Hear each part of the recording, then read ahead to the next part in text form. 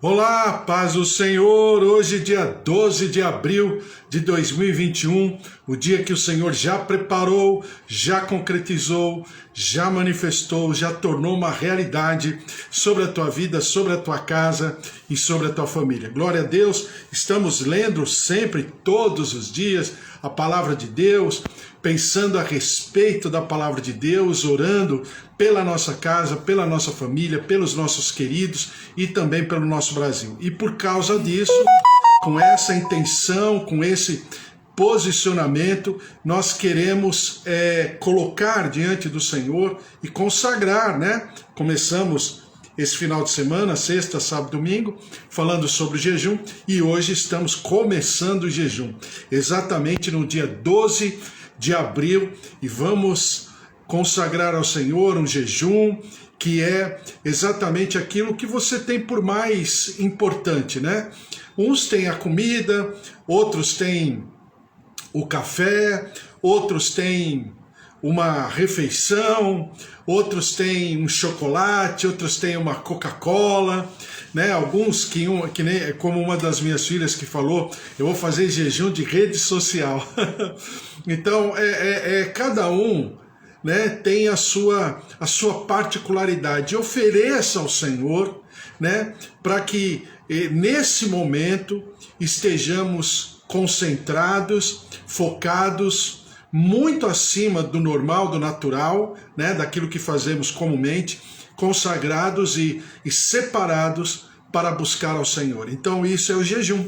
E o jejum, ele precisa ter uma motivação. Em primeiro lugar, é o afligir da alma.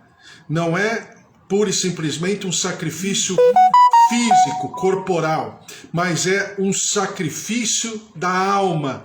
Quando eu estou subjugando a minha alma, né, sob a orientação do Senhor, sobre o propósito de Deus na nossa vida, na nossa casa e na nossa família. Então isso é maravilhoso, isso é muito especial e nós estamos nos derramando diante do altar do Senhor em nome de Jesus. Vamos ler a palavra do Senhor em Mateus capítulo 17, e porque nós estamos hoje no primeiro dia de jejum, eu quero continuar falando só mais um pouquinho, em Mateus 17, versículo 20 a 21, e diz assim: E ele lhes respondeu, por causa da pequenez da vossa fé. Pois em verdade vos digo que, se tiverdes fé como um grão de mostarda, direis a este monte, passa daqui para acolá, e ele passará. Nada vos será impossível. Mas esta casta não se espere senão por meio de oração e jejum. Ou seja, né, Jesus está sendo interpelado, perguntado pelos seus discípulos, porque eles não haviam conseguido expelir o demônio, né, repreender o demônio daquele menino, daquele rapaz. E aí Jesus fala que há certas castas que só saem com jejum e oração. E é exatamente com esse objetivo de vida que nós estamos jejuando, para que nós estejamos mais conectados com o Senhor, naquilo que é a sua vontade, mas também naquilo que Ele é, em quem Ele é, melhor dizendo, em quem Ele é. E quando nós entendemos quem Ele é, na sua profundidade, automaticamente nós vamos entender quem somos, qual a nossa identidade, qual é a largura, a extensão, né, a profundidade, o comprimento daquilo que o Senhor colocou sobre nós. Mas também, quando nós jejuamos, nós entendemos aquilo que está acontecendo ao nosso redor. Faça aquilo que Isaías fala na sua oração, né? Vou perecer porque habito no meio de um povo de lábios impuros e eu tenho os meus lábios impuros também, né? Então, Isaías, ele tem uma visão espiritual do momento crucial, difícil, que ele está vivendo. E é exatamente isso que a palavra nos mostra que nós devemos fazer. É enxergar o ambiente não com os nossos olhos. Claro, é importante que nós tenhamos uma avaliação do que está acontecendo, com certeza. Mas nós optamos por enxergar o ambiente com os olhos de Deus. E em tudo na nossa vida, nós queremos e desejamos enxergar com os olhos de Deus a nossa vida, a nossa casa, a nossa família, as nossas relações, o mundo, aquilo que está norteando o mundo, de como está o mundo, no sentido social, assistencial, no nosso caso, né, de saúde, de educação, de assistência, de segurança. E não, agora não mais cabe apenas uma informação regular do noticiário e tudo mais. A informação do noticiário, de alguns, entre aspas, comentaristas, né, de alguns, não todos, é importante para que nós possamos entender o que está acontecendo. Lembre-se daquilo que eu falei para você a respeito de Neemias. Neemias pergunta ao seu irmão Hanani o que está acontecendo nas regiões lá de Israel. E Hanani fala para ele como é que estava Jerusalém e toda a região. Aí o que Neemias faz, ele se derrama diante do Senhor, ele se humilha diante do altar do Senhor, em jejum, em oração, buscando do Senhor uma condição para poder o quê? Fazer algo pela sua terra. Que era uma questão, claro, de uma liberação em todos os sentidos, né? Por quê? Porque ele estava diante de um império medo-persa, ele era um escravo, copeiro do rei, e ele não poderia pura e simplesmente chegar e falar assim, eu vou lá libertar a minha terra, eu vou lá reconstruir os muros de Jerusalém. Lógico que não. Então houve todo um preparo. Mas qual preparo? Técnico, geopolítico, financeiro, econômico, bélico? Não. Um preparo espiritual. Exatamente eu faço das minhas palavras as palavras de Hanani lá para Neemias, que eu estou comungando com você, que eu estou compartilhando com você esse momento de dor, de uma condição completamente desfavorável, terrível, trágica. E eu estou falando para você o quê? Veja como nós estamos. A terra está assolada. Os nossos muros estão caídos no sentido de proteção. E nós estamos em opróbrio. Exatamente o que Hanani falou para Neemias. Está lá no capítulo 1.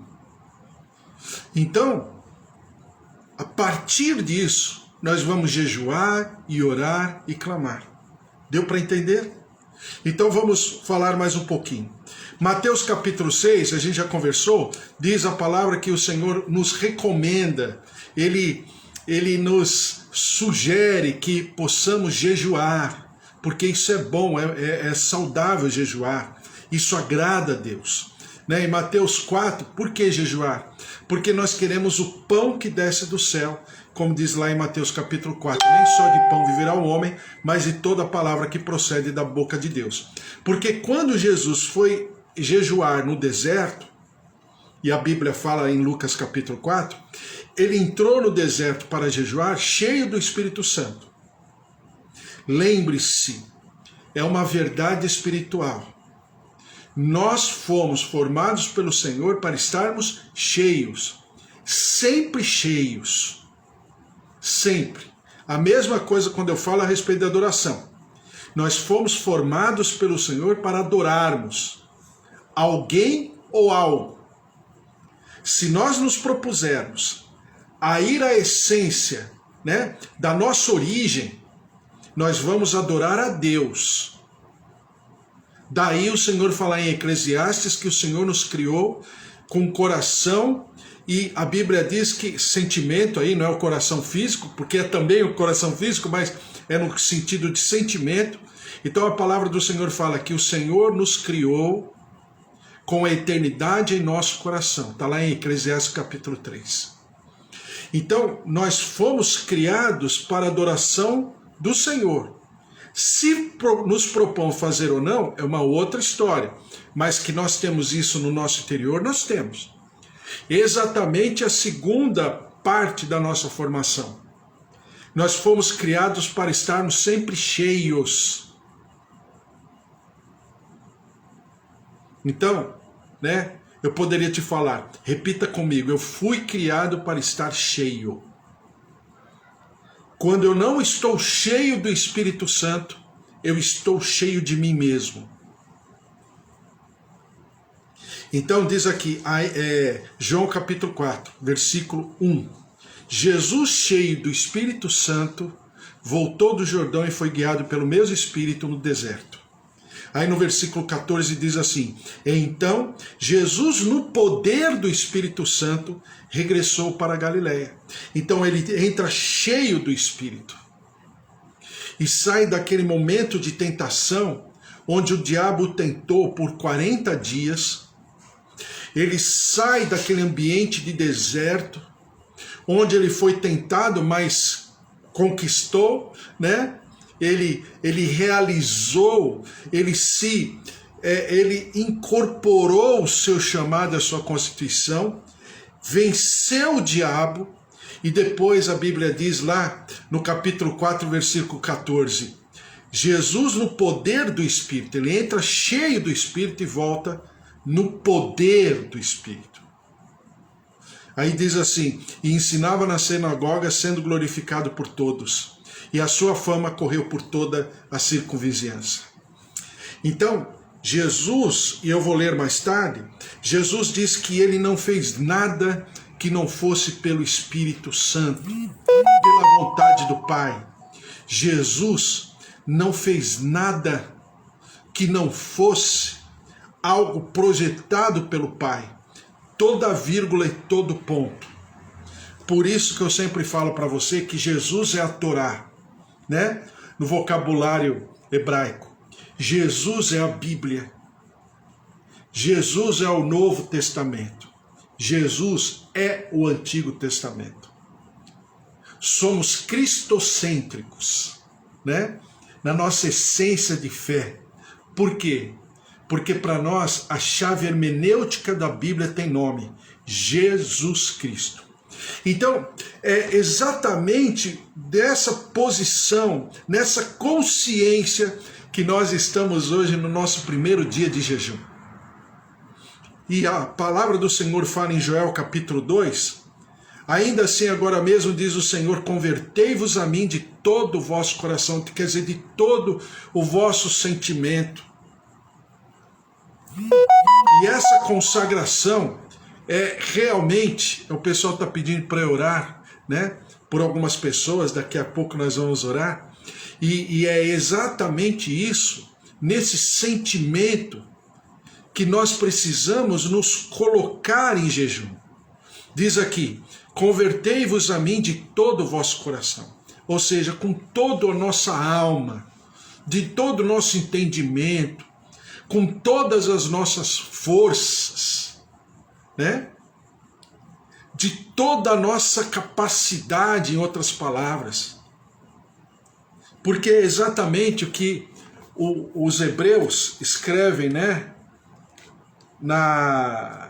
Naquele objeto que fica nos umbrais das portas, né? Quando você entra numa casa de judeu, sempre tem, né? A mezuzá, e eles colocam, geralmente, né? No capítulo 6, do versículo 4, que diz assim, ouve Israel, o Senhor nosso Deus, é o único Senhor. Amarás, pois, o Senhor teu Deus de todo o teu coração, de toda a tua alma e de toda a tua força, de todo o coração, sentimento, de toda a tua alma, toda a consciência, toda a capacidade, né, de sanidade, de saúde mental. Amar a Deus. Depois diz assim, e de toda a tua força, até fisicamente, em tudo que somos, em tudo que temos, amar o nosso Deus. Estas palavras que hoje te ordeno estarão no teu coração, tu as inculcarás a teus filhos, e delas falarás assentado em tua casa, e andando pelo caminho, ao deitar-te e ao levantar-te. Também as atarás como sinal na tua mão, e te serão por frontal entre os olhos. Alguns deles, né, os mais ortodoxos, carregam, né, como se fosse uma mezuzá na testa, né? Atarás como sinal na tua mão, e alguns deles carregam na mão, no braço, amarrado no braço, né? E escreverás nos umbrais da tua casa e nas tuas portas, que é a mezuzá que se coloca nos umbrais. E tem esse texto, né? O paralelo desse texto no Novo Testamento. Deixa eu lembrar o texto, qual que é? 1 Tessalonicenses. 1 Tessalonicenses, se eu abrir a minha Bíblia eu sei. 1 Tessalonicenses, capítulo 5, versículo 23. Achei. Está aqui. O mesmo Deus da paz vos santifique em tudo, e o vosso espírito, alma e corpo sejam conservados íntegros e irrepreensíveis na vinda do nosso Senhor Jesus Cristo, fiel ao que vos chama, o qual também o fará.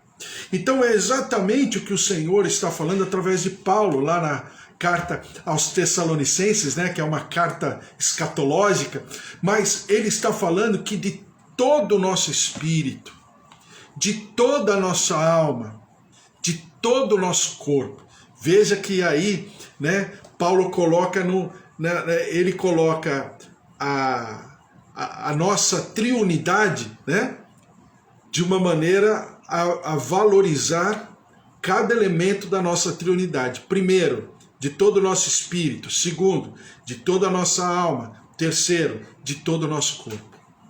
Então é exatamente o que significa eu jejuar.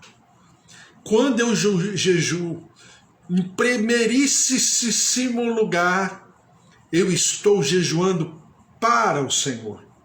Eu estou oficiando a minha vida, colocando a minha vida diante do altar do Senhor.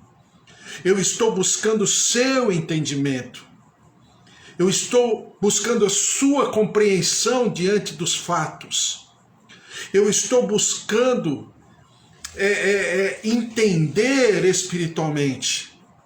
Exatamente o que nós lemos em Zacarias capítulo 7, não vou ler, não vai dar tempo, mas nós lemos ontem. Qualquer coisa você ouça ontem, né, à tarde que eu li Zacarias capítulo 7, e do versículo 7 a 14, diz assim: não ouvistes vós a palavra que o Senhor pregou pelo ministério dos profetas, que nos precederam, quando Jerusalém estava habitada em paz, com as suas cidades ao redor dela, e o sul e a campina eram habitados? Quer dizer, o Senhor está falando de todo o quadro que estava, todo o ambiente, e qual o resultado da atitude do povo naquele momento. E a atitude do povo naquele momento atraiu por sobre o povo o quê? O juízo de Deus.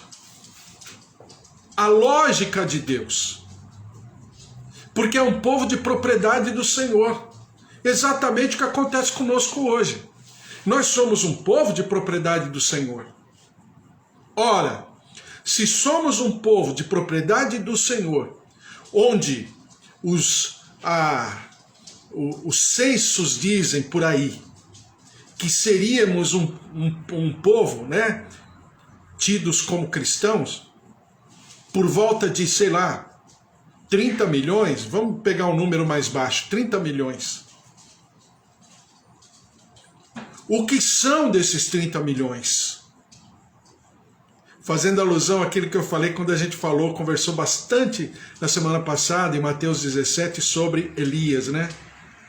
Quando Eliseu bate com a capa de Elias no Rio Jordão, onde está o Deus de Elias?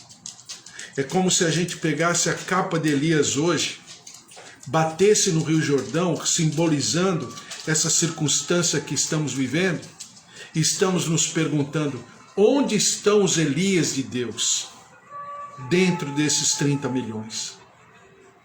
Então, quando nós jejuamos, nesse momento, também jejuamos pela circunstância, para que o Senhor possa nos ouvir no nosso clamor, das nossas dúvidas, do nosso entendimento. Agora eu não quero saber o que o comentarista da TV tal está falando. Eu não quero saber o que o comentarista, eu já sei, eu já ouvi tudo. O noticiário, eu sempre falo, né, que um intercessor responsável, ele vai diante do altar do Senhor com a Bíblia de um lado e o jornal do outro. Hoje em dia não tem o jornal, praticamente não tem mais, né? O jornal físico, talvez nem a Bíblia física, mas você está me entendendo. Então, na hora de nos derramarmos, claro, é o que Neemias fez com Hanani, claro que eu também me alimento de toda a revelação humana, natural que está acontecendo. Mas fora isso, eu tenho que ter limites. Eu não posso ficar com a opinião do outro. Ah, mas ele falou que o presidente... Porque na maioria das vezes, eles trabalham em cima de suposições. E na esmagadora maioria das vezes, essas suposições nem se manifestam, nem acontecem de fato. São apenas suposições. Mas ele ganha para isso. É o salário dele. É colocar incerteza, é colocar um ambiente de insegurança. É o trabalho deles. Agora, se você vai perguntar para mim se eu concordo com um trabalho assim ou não, é uma outra história. Mas que é o trabalho deles, é. Então você ouve um noticiário assim, sei lá, governo tal fez tal coisa e disse tal coisa. Aí vem o comentarista e fala, poxa, ele disse tal coisa, mas se acontecer, vai acontecer isso, isso e aquilo. Na maioria das vezes nem acontece. Ele só disse, ele só falou.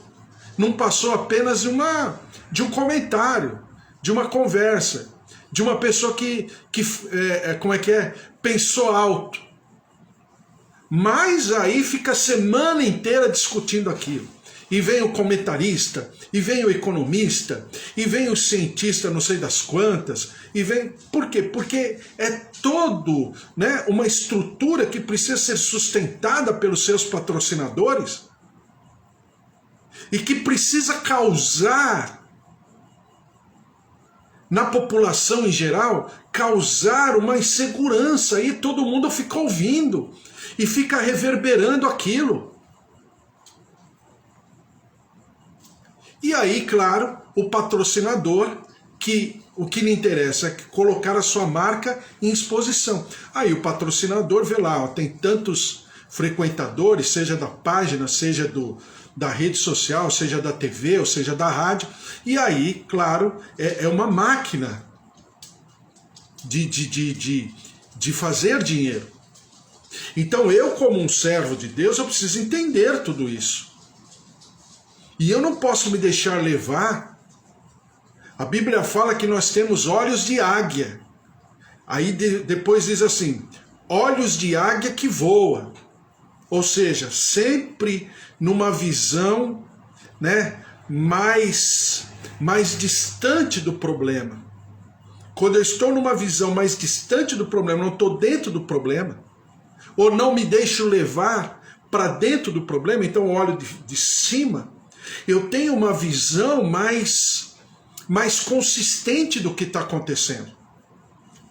Então é assim que eu jejuo, e é por causa disso que eu jejuo.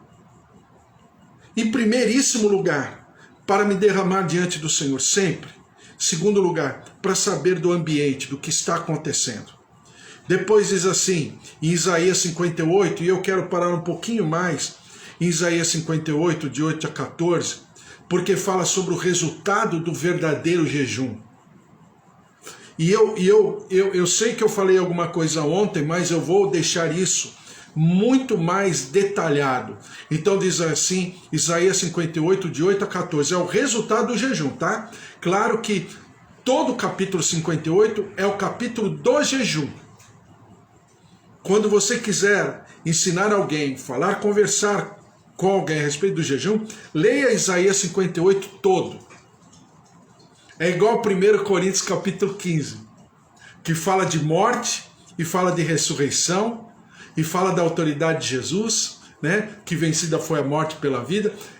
Ali é a palavra da ressurreição, da morte, mas também da ressurreição. Aqui é a palavra do jejum, Isaías 58. Pelo menos eu pego assim didaticamente, né? Então diz assim: então romperá a tua luz como a alva, romperá a tua luz como a alva. Então eu terei toda a lógica de Deus sobre a minha identidade. Romperá a tua luz como a alva, a tua cura brotará sem detença. Por quê? Quanto mais eu estiver consciente do meu chamado, da minha constituição, do propósito de Deus, não agora do propósito de Deus, mas do propósito de Deus sobre a minha vida também, então acontece o quê? A tua cura brotará sem detença. O que é cura? A minha saúde, a minha sanidade, o meu vigor, para realmente cumprir com o propósito do Senhor. Por que eu estou vivo hoje? Aos olhos de Deus. Aos olhos de Deus, não aos meus olhos. Aos olhos de Deus eu estou vivo hoje porque falta cumprir com o seu propósito. Porque eu preciso cumprir com o seu propósito através e sobre a minha vida. Então eu estou vivo. Eu sou um milagre de Deus. Eu estou aqui como um milagre. Você está aí na tua casa, na tua família, onde você estiver, como um milagre de Deus. Segundo, a tua justiça irá diante de ti. O que é a tua justiça? É a minha justiça pessoal? Não. Agora estou derramado diante do Senhor, é a justiça do Senhor. Lembram-se? Juízo e justiça. Aqui justiça é a parte excelente, é a parte boa do juízo de Deus. Por quê? É quando a equidade, a justiça, ou seja, o equilíbrio, a plenitude do Senhor se manifesta através da tua vida. Depois diz assim: e a glória do Senhor será a tua retaguarda. Então clamarás ao Senhor e ele te responderá. Gritarás por socorro e ele dirá: eis-me aqui. Então nós estamos fazendo jejum exatamente para esse parâmetro, para essa visão, para essa realidade espiritual. E diz assim: se tirares do meio de ti o jugo, o dedo que ameaça e o falar injurioso, se abrires a tua alma ao faminto e fartares a alma aflita. E é exatamente o que nós queremos. Nós queremos abrir, né, nos abrir, abrir a nossa alma, o nosso entendimento para o faminto. E agora aqui não é faminto apenas no sentido assistencial, também é, mas não é apenas no sentido assistencial, mas é faminto da palavra, do norte que Deus tem sobre aquela vida, sobre aquela sociedade, sobre aquela comunidade, sobre aquele ambiente, sobre a nossa nação. Diz aqui: e fartares a alma aflita. E nós estamos vivendo um tempo em que as pessoas estão aflitas. O povo está aflito. Então, a tua luz nascerá nas trevas. Olha aqui. Gente, é uma palavra... o que dizer? E a tua escuridão será como o meio-dia. Então tudo que estava nebuloso, tudo que eu não estava conseguindo entender, ou no coletivo nós, né? Nós não estávamos conseguindo entender por que Deus está permitindo tal assolação. Então essa luz se manifestará nas trevas. E diz aqui: o Senhor te guiará continuamente, fartará a tua alma até em lugares áridos, e fortificará os teus ossos. Serás como um jardim regado e como um manancial cujas águas jamais faltam. Olha, eu sempre falo para você, Isaías é o maior literato e poeta que eu conheço. Não tem outra denominação. Veja a profundidade e ao mesmo tempo a delicadeza como ele escreve. Os teus filhos edificarão as antigas ruínas, levantarás os fundamentos de muitas gerações, e serás chamado, e aqui eu quero terminar, e serás chamado reparador de brechas e restaurador de veredas, para que o país se torne habitável. Aqui está a nossa frase. A frase do nosso jejum nesses 21 dias, né? E diz aqui: levantarás os fundamentos de muitas gerações e serás chamado reparador de brechas e restaurador de veredas, para que o país se torne habitável. Ah, Deus de poder! Então nós vamos orar, colocar diante do Senhor toda essa nossa consciência, né? Essa nossa maneira de jejuar. Claro que cada um jejua quando quiser, quando achar melhor, quando se sentir mais impulsionado a jejuar, mas eu estou falando aqui no nosso coletivo. E o que significa jejuar de fato? Jejuar é, na verdade, me entregar ao Senhor, buscando o pão celestial, para que Ele possa nortear a minha vida, os próximos capítulos, os próximos episódios da minha vida e também o ambiente onde estou, para traçar, pavimentar aquilo que fala em Isaías 35, o caminho santo que Ele tem para mim, que Ele tem para você, que Ele tem para nós todos em nome de Jesus. Amém? Vamos orar, colocar diante do Senhor nossa casa, nossa família, todos os pedidos que o pessoal está passando aí para mim, né? Tua graça, Senhor, a tua presença, a tua misericórdia se derramando. Também eu lembro do Marco, que está se recuperando, também da Ana Paula, que está por sair da UTI. Já parece que quase todos os equipamentos já saíram, já tiraram, né, dela, mas ainda falta ela sair da UTI. Também a Dona Maria Helena, que os seus familiares estão dizendo, a sua filha Tati está dizendo que estão diminuindo, né, o oxigênio artificial para ela começar, o organismo dela começar a trabalhar. Então nós estamos orando, clamando diante do Senhor. Também a família da Nádia Zen, estamos orando, né, alguns deles estão na UTI, outros estão já se recuperando da Covid, e estamos clamando por cada um, né, pela família da Cicampana, lá do interior de Barretos e região. Estamos colocando e ao mesmo tempo agradecendo ao Senhor pela sua intervenção, pela cura, pela saúde, em nome de Jesus. Tá? Então vamos orar, clamar em nome de Jesus. Estão aqui o Bispo Antônio, minha tia Rosária, minha tia Alzira, tios, primos, sobrinhos, netos, filhos, genros, noras, pastora Amara também, toda a sua casa, representando sua casa, sua família, também o seu ministério, a paz do Senhor, pastora Amara.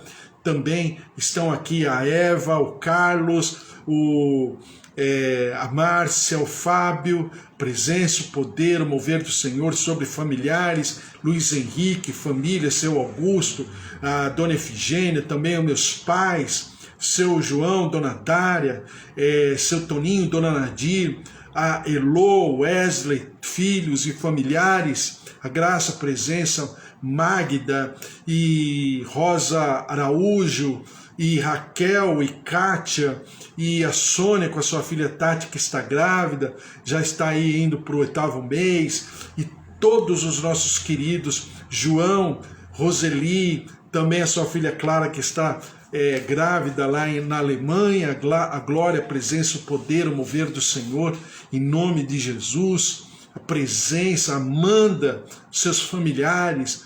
Vamos orar, colocar tudo diante do Senhor em nome de Jesus. Senhor, nosso Deus, nosso Pai, nós consagramos ao Senhor nosso primeiro dia de jejum, aquilo que estamos nos dispondo a fazer para agradá-lo, Senhor, não por obrigação, não por pressão, não, ó Deus, mas porque nós temos um objetivo: buscarmos a tua face, buscarmos a tua presença, nos derramarmos diante do teu altar. Ó Deus, buscá-lo para nos convertermos, Senhor, em nome de Jesus, de maneira mais profunda, mais, ó Deus, completamente desprendida de nós mesmos, dos nossos sentimentos, ó Deus, da nossa carne, como a palavra do Senhor diz, que a nossa carne não pode agradar ao Senhor. Mas do outro lado, em João capítulo 8, diz que o Senhor Jesus agradou ao Pai em tudo que fez. E nós queremos agradar ao Senhor. Queremos ir além de uma ordem, de uma obrigação, de um dever, mas é porque nós te amamos, Senhor. Por isso, recebe-nos na tua presença, no teu altar, nessa consagração, nesse primeiro dia de jejum, em tudo que fizermos, por onde formos, estejamos completamente cheios do teu poder, do teu mover e na tua presença, consagrados ao Senhor. Deus de poder, e nós queremos colocar em primeiro lugar a nossa vida, a nossa casa, a nossa família, os nossos queridos. Toca, visita, cura, visita órgãos, artérias, corpo, ouvidos, olhos, tireoide. Nós repreendemos a enfermidade, repreendemos a diabetes, o câncer, repreendemos todo e qualquer mal congênito e declaramos o poder da vida, o poder da saúde. Em nome de Jesus, derrama-te, ó Deus, derrama-te com teu poder, move-te dos céus, traz da tua graça, da tua glória. Em nome de Jesus, toca, visita, reconstrói, restaura, renova, restitui, ressuscita, e nós daremos sempre ao Senhor toda a honra e toda a glória. Senhor, derrama-te sobre o nosso país, tem misericórdia. Senhor, nós precisamos da tua intervenção. A quem recorreremos? Quem irá por nós? Quem defenderá a nossa causa? Senhor, quem será a nossa justiça plena, perfeita, maravilhosa, grandiosa por sobre a nossa nação? Se não for o Senhor indo à nossa frente, com a sombra da tua glória, com a proteção da tua coluna de fogo, com a tua presença na nossa retaguarda. Senhor, derrama-te sobre o nosso país, perdoando o nosso pecado, perdoando a nossa transgressão, perdoando-nos, ó Deus, como igreja, como povo, quando não estivermos, ó Deus, consagrados na plenitude da nossa relação contigo, porque te apequenamos, Senhor. Nós te pedimos perdão, ó Deus, por não termos, Senhor nosso Deus, como Deus grande, poderoso, que toca, que visita, que faz dos seus milagres, dos seus sinais, dos seus prodígios uma marca. Senhor, em nome de Jesus, nós te pedimos perdão, porque nós estamos, ó Deus, sem querer, apequenando a grandeza e o poder do Senhor, e ao mesmo tempo estamos desprezando a salvação e o senhorio do Senhor Jesus Cristo. E nós te pedimos perdão. É por isso que nós estamos jejuando. E é por isso que nós estamos nos colocando diante do Senhor. Vem com a tua graça, derrama-te, ó Deus, com essas maravilhosas consequências espirituais do jejum, conforme fala em Isaías 58, que o Senhor derrame desses benefícios, ó Deus, como diz o Senhor Jesus, lá no capítulo 6, essas recompensas se derramem e se manifestem sobre cada um dos teus servos que estão aqui, e todos que estão em jejum conosco, e nós daremos sempre ao Senhor todo louvor, toda honra e toda glória, em nome de Jesus. Amém. Amém? Glória a Deus, que o Senhor te abençoe, que o Senhor te guarde, que o Senhor resplandeça o seu rosto, que o amor do Deus Pai Todo-Poderoso, que fez o céu e a terra, a vida vitoriosa, grandiosa, plena do Senhor Jesus, e as consolações do Espírito Santo da promessa, aquele que nos ensina, aquele que nos convence do pecado, da justiça e do juízo, esteja sobre a tua vida, sobre a tua casa, a tua família, essa segunda-feira, essa semana do mês de abril, e nós daremos sempre ao Senhor todo louvor, toda honra e toda glória. Que você esteja em jejum, como eu estou, nós aqui em casa estamos, e que nós busquemos ao Senhor poderosamente. Por quê? Estamos sendo obrigados? Porque precisamos? Porque senão vamos sofrer? Não. Mas é porque desejamos, porque faz parte do nosso amor, da nossa integralidade diante do Senhor, em nome de Jesus. Amém? Que Deus te abençoe, o Senhor te dê uma semana maravilhosa, uma segunda-feira maravilhosa, porque se Deus é por nós, quem será contra nós? Se o Senhor é o nosso pastor, de nada nós teremos falta. Um beijo para você, até amanhã, 10 horas da manhã, terça-feira, nosso segundo dia de jejum. Um beijo, fica na paz, tchau, tchau.